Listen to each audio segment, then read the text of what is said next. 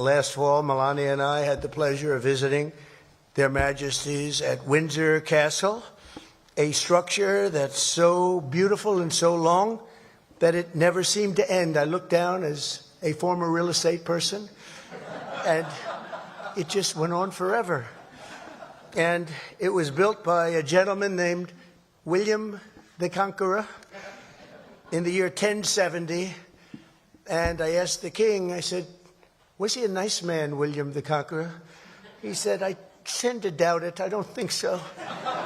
When they call you William the Conqueror, generally speaking, you're not going to be too nice, but he must have been something, because it was nothing like I've ever seen Windsor Castle. But tonight, in return, we are really doing something that's very special, preparing to celebrate the 250th anniversary of our Declaration of Independence, a big time in our country, very big time.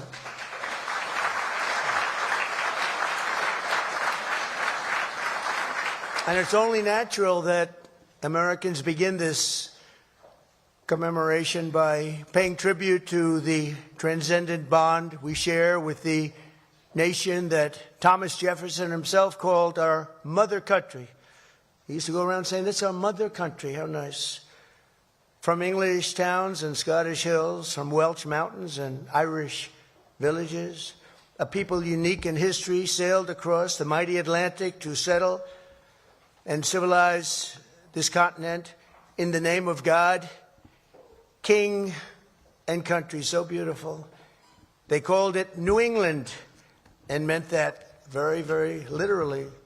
The first Americans saw themselves as free men carrying the forward and central liberties and ancient rights of the Anglo-Saxons into this new and beautiful world.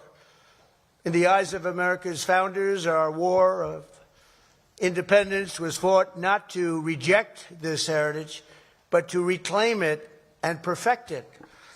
As the founding father, George Mason, wrote, "We claim nothing but the liberty and privileges of Englishmen, in the same degree as we had still continued among our brethren when we were in Great Britain." The Declaration of Independence was a miracle for the ages that sparked a far-reaching revolution in self-government and human freedom. But even though the political bonds between the United States and Great Britain were dissolved forever, they thought, on July 4th, 1776, the more powerful strands of memory, culture, and identity proved unbreakable in any conflict and grew into a friendship unlike any other on earth. A very, very special and incredible friendship.